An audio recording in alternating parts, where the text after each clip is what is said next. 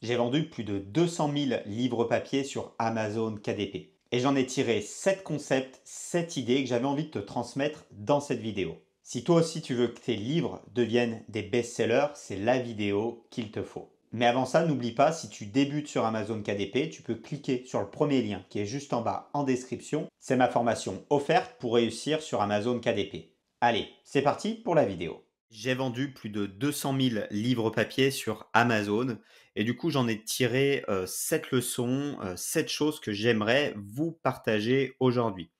Alors, la première chose que je voulais vous partager pour avoir ce type de résultat, eh bien déjà, c'est de choisir une niche à fort potentiel, une niche où il y a du volume de recherche. Alors, je vous ai pris un exemple ici, c'est le yoga sur chaise. Alors, le yoga sur chaise, eh bien, c'est une niche avec beaucoup de volume de recherche. On peut le voir à deux choses principalement. La première, c'est tout simplement le BSR de nos concurrents. Si on regarde le BSR de nos concurrents, alors pour ceux qui débutent, le BSR, veut dire Best Seller Ranking, donc c'est le classement de vente des livres.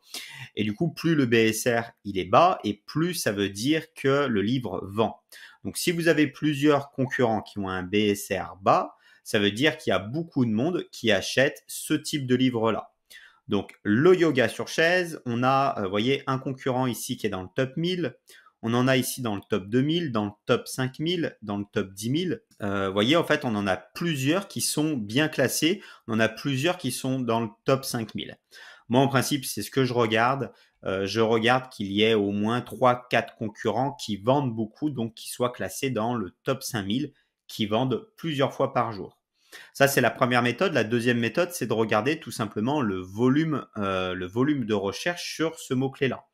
Donc là, j'utilise le logiciel Helium 10 et plus particulièrement l'outil Cerebro dans Helium 10. Avec ça, on peut voir le volume de recherche précis sur un mot-clé. Et donc, je suis allé voir sur yoga sur chaise et du coup, on a des forts volumes de recherche. Donc moi, ce que j'aime bien, c'est conseiller des mots-clés qui ont un volume de recherche sur Helium 10 supérieur à 300. Là, bien entendu, c'est le cas. Vous voyez, quasiment toute l'année, on est au-dessus de 2000. Là, on est descendu un petit peu, on est à 1500, on va dire. Mais globalement, tout au long de l'année, on est au-delà de 2000.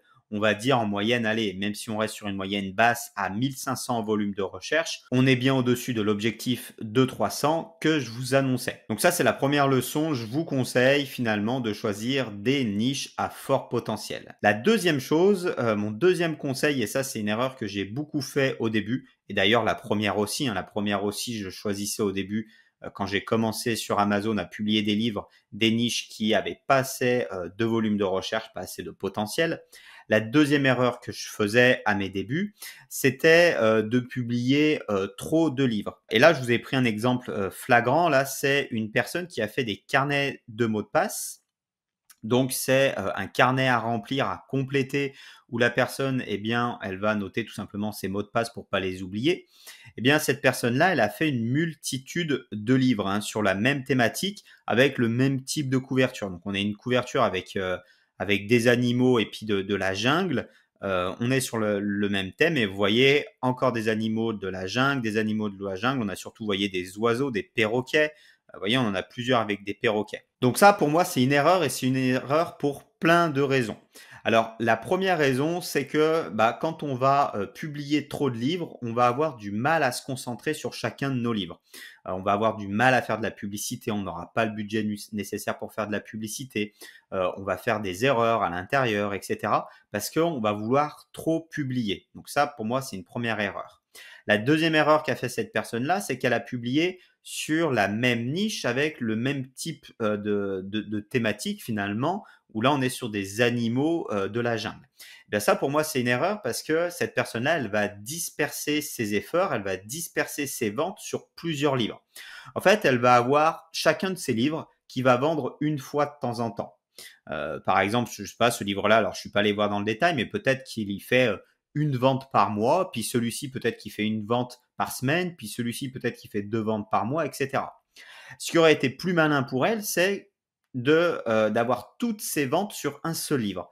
Parce que sur Amazon, grosso modo, plus vous vendez et plus vous allez vendre. En fait, plus vous vendez sur certains mots-clés, plus vous allez être référencé sur des mots-clés spécifiques et donc plus ça va vous aider à vendre. Donc en fait, c'est un cercle vertueux. Donc en fait, ça, c'est une erreur. Elle a dispersé ses ventes sur plusieurs livres qui se ressemblent et du coup, bah, forcément, sur plein de livres, elle fait quelques ventes, mais elle aurait mieux fait de consacrer toutes ses ventes sur un seul livre, ce qui aurait fait un effet boule de neige et qui aurait pu lui faire décoller son livre. Ça, c'est les deux grosses erreurs. On disperse ses ventes, potentiellement si on est sur le même type de niche. Et même si vous faites des livres différents, mais si vous en publiez trop, eh ben, vous allez disperser vos efforts, votre focus, votre attention, votre énergie, votre trésorerie si vous faites de la publicité. Et du coup, ça va pas fonctionner. Donc, selon moi, un bon rythme, c'est environ de publier 2 livres par mois. Pourquoi publier 2 livres par mois? Parce que ça va vous entraîner. Donc ça va vous apprendre plein de choses, les couvertures, ce qui fonctionne, le type de titre, etc. Donc ça va vous permettre de progresser, d'apprendre.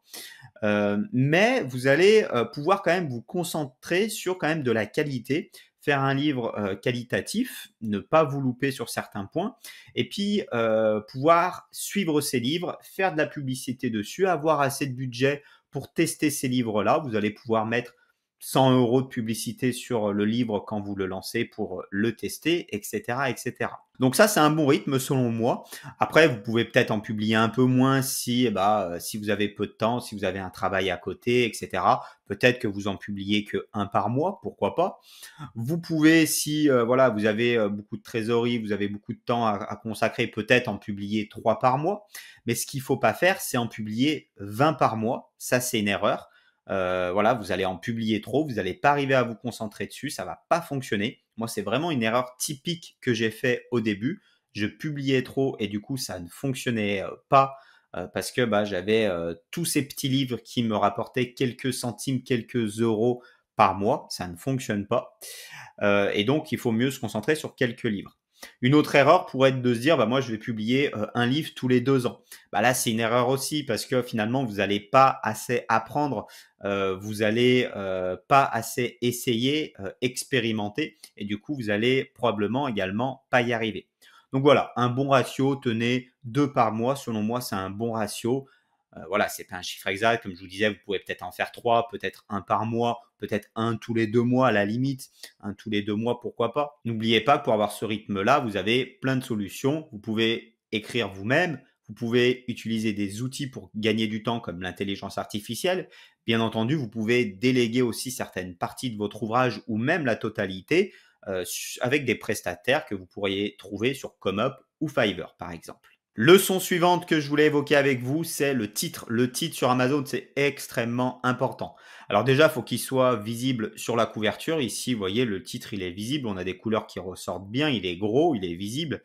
On a des polices qui sont simples à lire. Donc ça fonctionne bien. Mais surtout, le titre, il faut que ça soit compréhensible. Il faut qu'en un rien de temps, on comprenne ce qu'il y a dans votre livre. Donc, il ne faut pas qu'il soit trop énigmatique, votre livre. Vous voyez, par exemple, ici, on a le potager du paresseux. On comprend ce que c'est, ça va être un livre sur le potager en fait, pour apprendre à potager, voilà. Et globalement, ça va être avec le mot paresseux, on sent que ça va être pour potager facilement, rapidement, vous voyez. Donc là, on comprend vraiment ce que c'est un livre pour apprendre à potager. Ensuite, dans ce titre, ce qui est bien de mettre, c'est des mots forts, des mots impactants qui vont faire ressortir une émotion. Dans ce cas-là, c'est paresseux. Vous voyez, on va se dire, tiens, potager du paresseux, mais qu'est-ce que c'est? Qu'est-ce qu'il veut dire par là? Ça doit être un livre où je vais potager facilement, mais ça, c'est fait pour moi, génial, c'est intéressant. Ben, vous voyez, ça apporte quelque chose. Je vous donne un autre exemple. Il y a un livre sur l'immobilier qui est assez connu.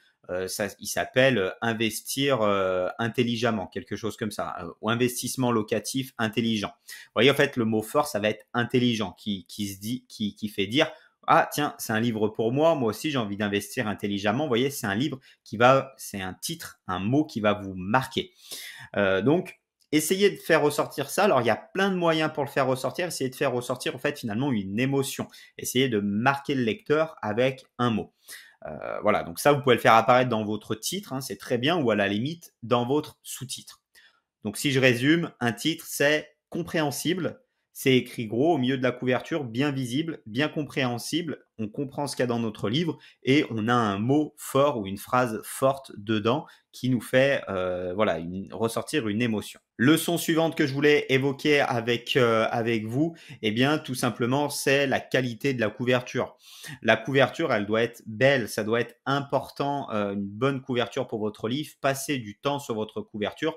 Je vois trop de personnes qui délaissent la couverture, qui passent des mois à écrire un livre, mais qui passent quelques heures à travailler sur la couverture. Et si la couverture, elle n'est pas bonne, ça ne fonctionnera pas. Et la couverture, elle n'a pas besoin d'être trop compliquée. Je vous ai pris un exemple ici. On est toujours sur le yoga sur chaise. Vous voyez, la couverture, elle est très simple en fait, hein. On a un gros titre bien visible qui ressort bien avec des bonnes couleurs. C'est compréhensible. On sait à qui on s'adresse. Senior de 60 ans. Vous voyez, on n'a pas trop de couleurs. Ça, c'est important. Pas trop de couleurs dans votre couverture. Là, on va dire qu'on a deux couleurs, du jaune et un espèce de bleu. Ou violet, hein, ouais, plutôt un violet, on va dire.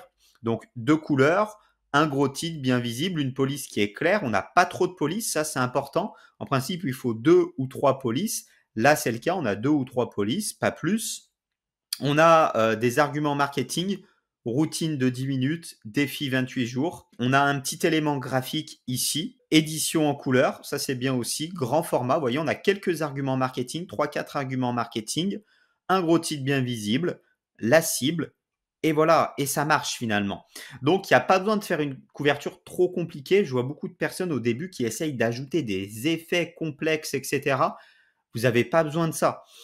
Si vous débutez, surtout si vous débutez, après si vous avez de l'expérience, vous pouvez aller dans des trucs plus compliqués, mais si vous débutez, allez sur quelque chose de simple. Moi, la majorité de mes couvertures, elles sont extrêmement simples, elles sont lisibles.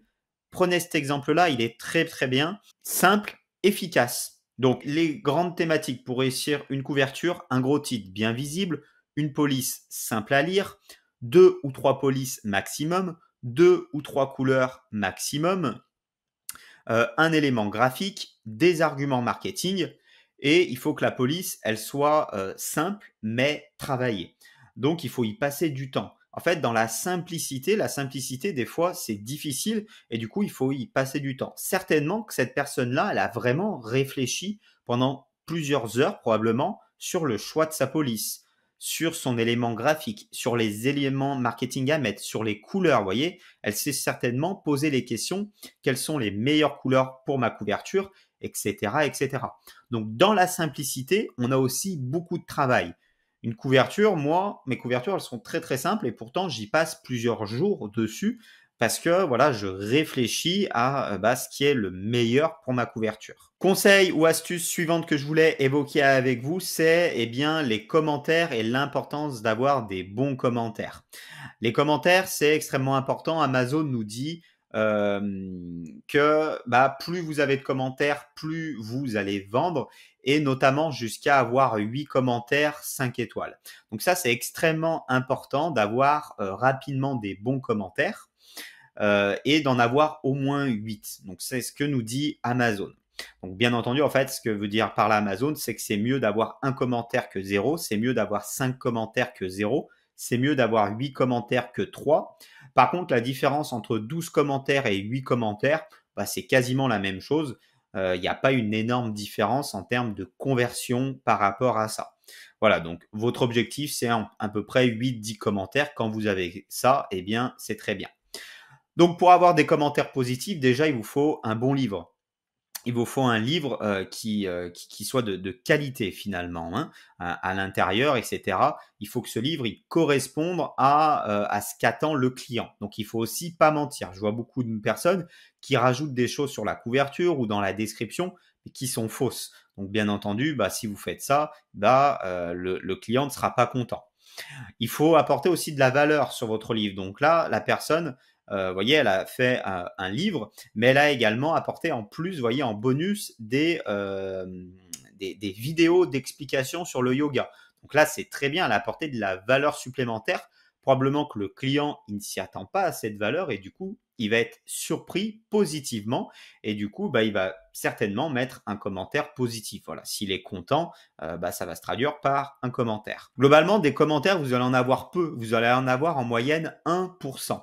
Donc, quand vous avez 100 commandes, vous allez avoir en moyenne un commentaire. Pour avoir plus de commentaires, vous avez quand même des petites astuces. Déjà, vous allez avoir plus de commentaires si votre livre il est très nul. Si votre livre il est très nul, les commentaires ils vont arriver très très vite et ça sera des commentaires négatifs. Au contraire, si votre livre il est très bien, vous pouvez avoir un ratio qui est plus important. Typiquement, en apportant plus de valeur, c'est ce que je vous disais, vous apportez des bonus. Les gens, quand ils vont ouvrir votre livre, ils vont être surpris positivement, ils vont se dire « Ah, c'est vraiment trop bien » et là, on laisse un commentaire. Vous voyez, en fait, quand c'est moyen, souvent, on va pas trop laisser de commentaires. D'ailleurs, ça se voit sur les livres. Souvent, sur les livres, vous avez peu de commentaires 3 étoiles. Vous avez surtout des commentaires 5 étoiles ou surtout des commentaires 1 étoile parce que on va avoir tendance à laisser un commentaire quand on est très satisfait ou quand on n'est pas du tout satisfait. Quand c'est moyen, on va laisser moins de commentaires. Donc, ajoutez de la valeur, ajoutez de la qualité dans votre livre et du coup, vous aurez plus facilement des commentaires et des commentaires positifs. Les autres petites astuces qu'on pourrait évoquer, c'est que vous pouvez ajouter dans votre livre un passage à l'action. Vous pouvez dire à la fin de votre livre, par exemple, quelque chose du style « Je suis un petit auteur auto-édité, n'hésitez pas à me laisser un commentaire pour m'aider ». Vous voyez, un passage à l'action de ce type-là va pouvoir augmenter votre taux de commentaires. Voilà, il y a plein d'autres petites astuces. Ce n'est pas vraiment le sujet principal de cette vidéo. Déjà, si vous faites un bon livre, si vous mettez un passage à l'action, déjà, ça va vous aider.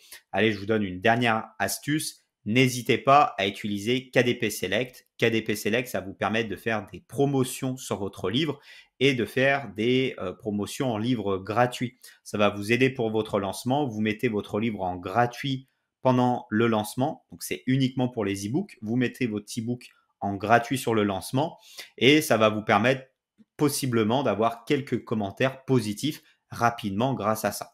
Autre astuce que je pourrais vous donner et qui est vraiment aussi sous-cotée, c'est lorsque vous écrivez un livre, lorsque vous faites votre livre, de penser à votre cible, de penser à l'avatar client, à qui vous vous adressez. Ça va être extrêmement important pour plusieurs points. Déjà, ça va être important pour le contenu de votre livre. Si vous vous adressez, par exemple, dans ce cas-là, la personne, elle s'est dit, je vais viser les seniors. Elle a visé les seniors, donc possiblement que l'intérieur de votre livre, vous allez peut-être l'écrire un peu plus gros, vous allez mettre des images, peut-être que vous allez mettre des vidéos. Et c'est typiquement ce que cette personne, elle a fait en fait. Elle s'est dit, je m'adresse à tel type de personnes et donc je vais créer ce livre pour que ça leur corresponde. Donc vraiment, je vais leur parler de la bonne façon, je vais l'écrire de telle manière, je vais apporter des images, des vidéos parce que ça va leur plaire, etc. Donc vraiment, réfléchissez à ça. Et je vois beaucoup de gens qui écrivent un livre, mais ils n'ont pas du tout d'avatar client, ils ne savent pas à qui ils s'adressent. Et du coup, forcément, le contenu, il va peut-être pas correspondre à votre public. Donc, réfléchissez vraiment à ça, à qui vous vous adressez et faites le contenu adéquat pour votre cible.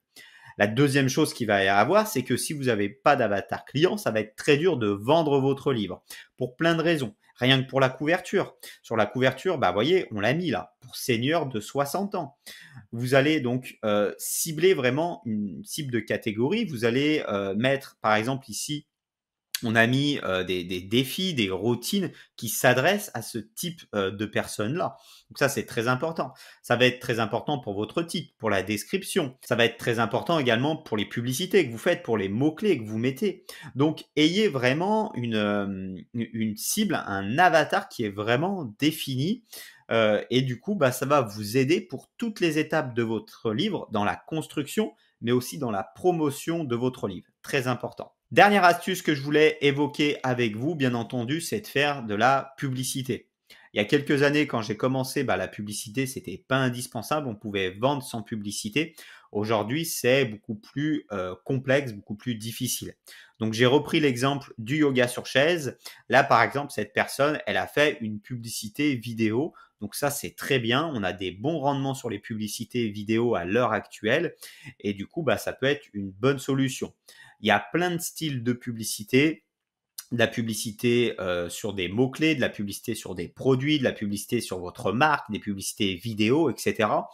Essayez, tester des choses. Donc là, je vous parle de la publicité sur Amazon. Bien entendu, il y a d'autres moyens de promouvoir votre livre et de le vendre. Vous pouvez notamment utiliser les réseaux sociaux, Facebook, Instagram, TikTok. C'est vraiment le réseau qui est à la mode. C'est le réseau le plus facile actuellement pour promouvoir son livre.